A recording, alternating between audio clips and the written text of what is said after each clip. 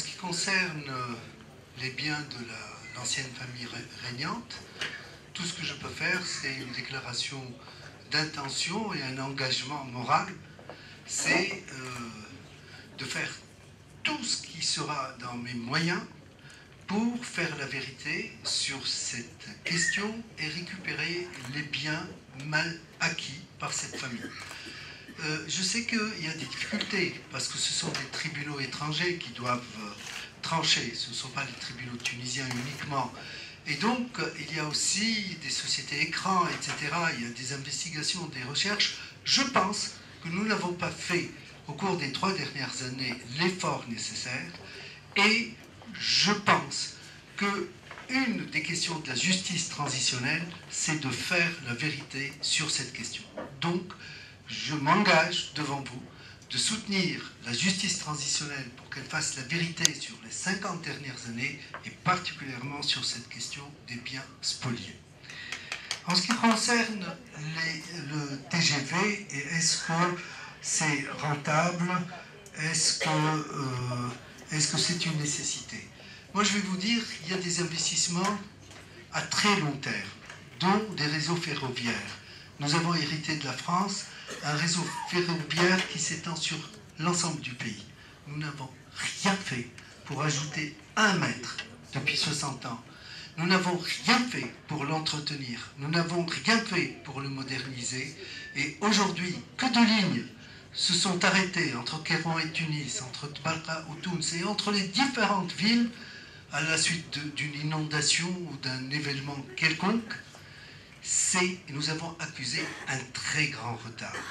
Pour moi, intégrer la Tunisie dans une économie moderne et dynamique, c'est relier toutes ces parties par un réseau de communication ferroviaire et terrestre moderne au niveau du siècle. Et donc, cet investissement, c'est pour 50, 100 ans peut-être à venir. Et donc, il faudrait penser à la rentabilité en ces termes. Maintenant, je ne me présente pas en expert. Je dis que la Tunisie doit se hisser à ce niveau. Si elle veut désenclaver ses régions, si elle veut développer ses régions, si elle veut rattraper son retard économique, nous ferons toutes les études de rentabilité. Il y a ce PPP qui aussi nous offre des moyens de financement. Nous chercherons tous les moyens de financement et s'endetter encore une fois pour réaliser des œuvres aussi importantes pour notre pays, c'est quelque chose que personnellement je ferai sans hésiter.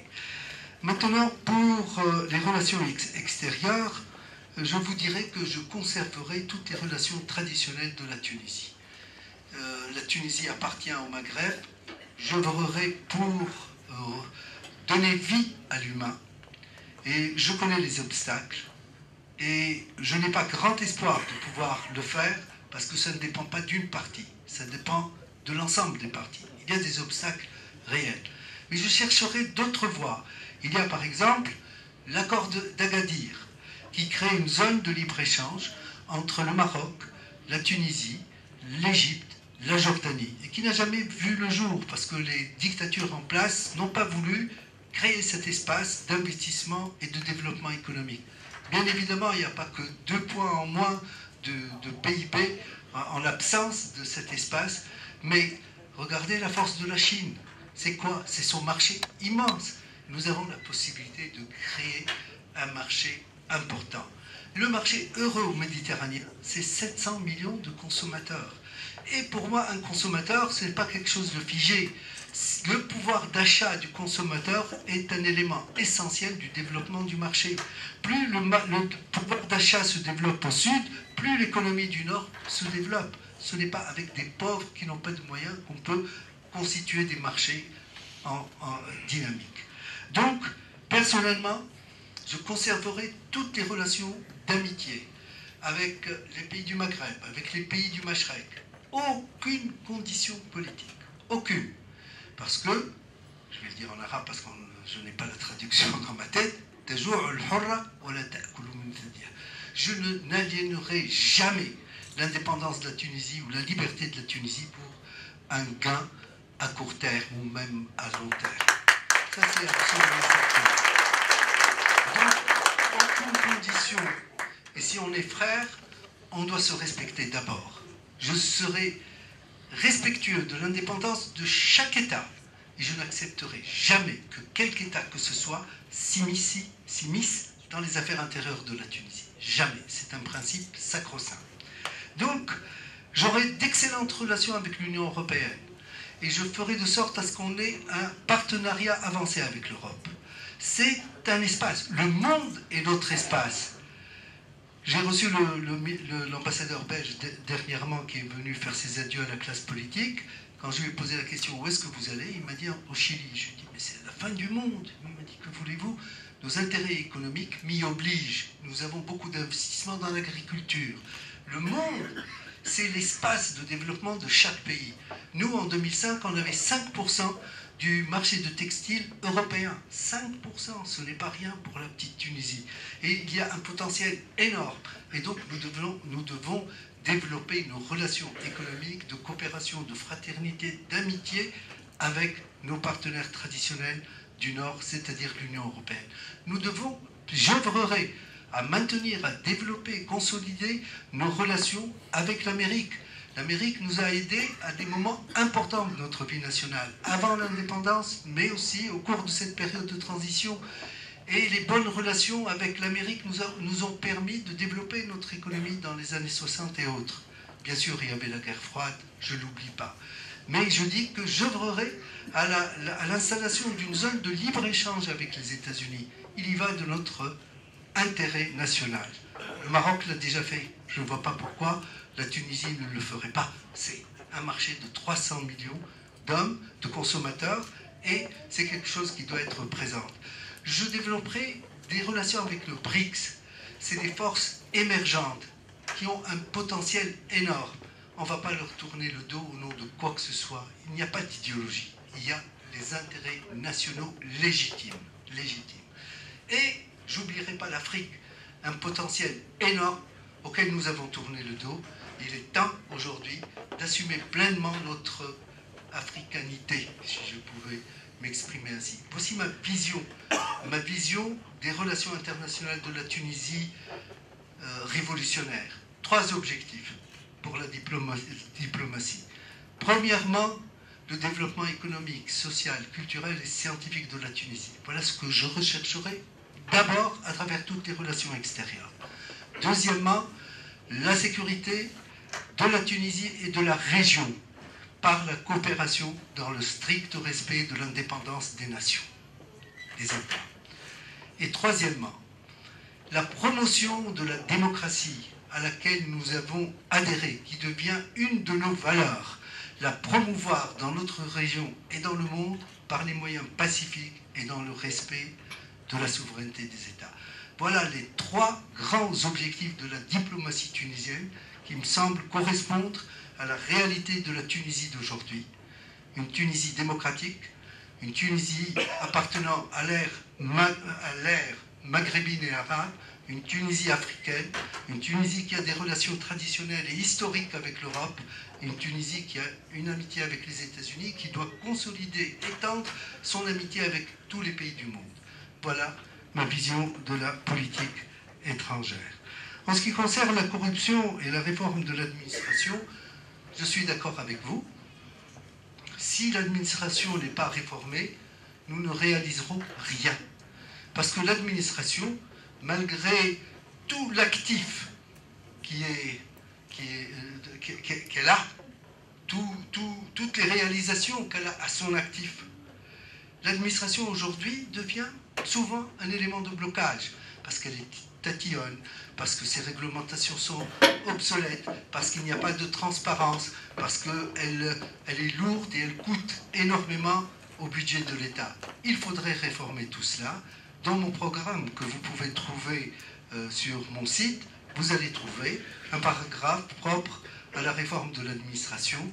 Je ne vais, si j'étais au pouvoir, je ne vais pas tout renverser en un jour. Je ferai de sorte à assouplir, à simplifier des procédures, les réglementations, à instituer des contrôles internes et des contrôles externes de l'administration, à veiller à la transparence de ces transactions avec l'ensemble de ses partenaires et à l'installation, à l'institution d'objectifs quantitatifs qui soient une base d'évaluation, de récompense ou même de sanctions. Voilà en gros, mais sans la réforme de l'administration, l'école ne sera pas réformée, la santé ne sera pas réformée, les grands travaux ne seront pas réalisés. Un dernier mot, la constitution tunisienne a institué des corps indépendants, c'est-à-dire des personnes de la société civile élues par le Parlement pour 6 ans, dont un des corps, c'est la lutte contre la corruption. Il a le droit d'investigation. Tout doit lui être ouvert, ce corps, cette institution, et elle a un droit de poursuite. L'une des premières mesures, ça serait de rendre effectif cette instance de lutte contre la corruption, l'instance de défense de l'environnement, et la troisième instance, non, c'est la deuxième. Bref, il y a 3 instances indépendantes, absolument vitales, qui ont un rôle très actif pour défendre l'environnement, pour instituer la transparence dans les relations, dans les relations aussi bien publiques que privées. Elle a un droit d'investigation ouvert et total. Donc, l'une des premières actions, ça serait de rendre effectif ces institutions, ces instances. Voilà. Bien évidemment, le problème de la famille est très important. La famille, c'est la première cellule de la société. Et ce que vous avez dit, je ne peux qu'y souscrire. Maintenant, évidemment, on ne peut pas parler de tout. On n'a pas parlé de l'agriculture, on n'a pas parlé du tourisme. J'ai essayé de mettre en exergue les grandes priorités des 5 prochaines années, sans que cela n'exclut des actions très importantes pour sauver notre tourisme, pour développer notre agriculture, etc. Je vous remercie. Merci beaucoup.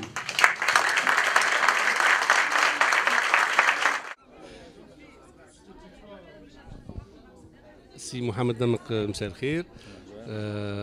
نحب نطلب منك شنو تحب تقول لخيانك في الهجرة، الميساج قصير برشا اللي تحب توصله، الفكرة اللي تحب توصلها. باش نقول لهم حاجتين كان تسمح، 2 ميساج. اولا احنا الحزب الجمهوري معناها حزب قديم وتعرف بالنضال نتاعو ضد الديكتاتورية القديمة، مي اون ميم طون قاوم معناها لي تونتاتيف نتاع ديكتاتورية جديدة وكل toute possibilité d'exclusion. Donc on considère que nous sommes une alternative à 2 échecs, l'échec de l'RCD ou l'échec de la Troïka, et on sera là toujours pour la liberté et contre les exclusions, où on sera un élément de cette démocratie inclusive qui n'exclut aucun Tunisien.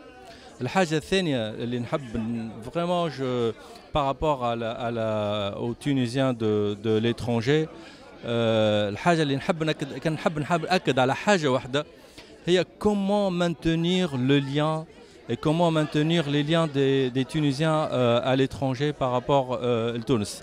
احنا اولا لازمنا نخرجوا من اللوجيك نتاع ليميغراسيون فيكتيميير، اون دي فيكتيم اون سو ديفون اتسيتيرا. فما ناس افكتيفمون في حاجه للاعانه ويلزمنا نعينوهم pour garder leur dignité, mais surtout il va falloir qu'on transforme les Tunisiens à l'étranger en une véritable diaspora, c'est-à-dire une véritable force qui influente dans le circuit économique, social et culturel du pays. Et là, ça ressemblera vraiment plus à un lobby qui travaille et qui investit et qui fait le pont, plutôt que juste quelque chose de corporatiste, etc. Et un des éléments, c'est de maintenir le lien avec la culture. Un centre culturel qui soit très fort à Paris, qui a des représentations un peu partout en France, parce que les Tunisiens de la première génération et deuxième génération, ils se démerdent pour avoir le lien, continuer le lien avec la Tunisie. Mais deuxième, troisième génération, s'ils n'ont pas des centres où ils vont avoir la culture, la musique, l'art, la peinture et tout le lien avec le patrimoine tunisien, c'est ça qui va faire le lien et c'est ça qui va continuer à aimer la Tunisie. Et c'est comme ça que même troisième, quatrième génération se seront inclus dans cette diaspora et ils vont être efficaces pour rentrer dans le circuit des Tunisiens. Et c'est vraiment le message le plus important. Merci beaucoup. Oui, c'est Najib, مرحبا بك.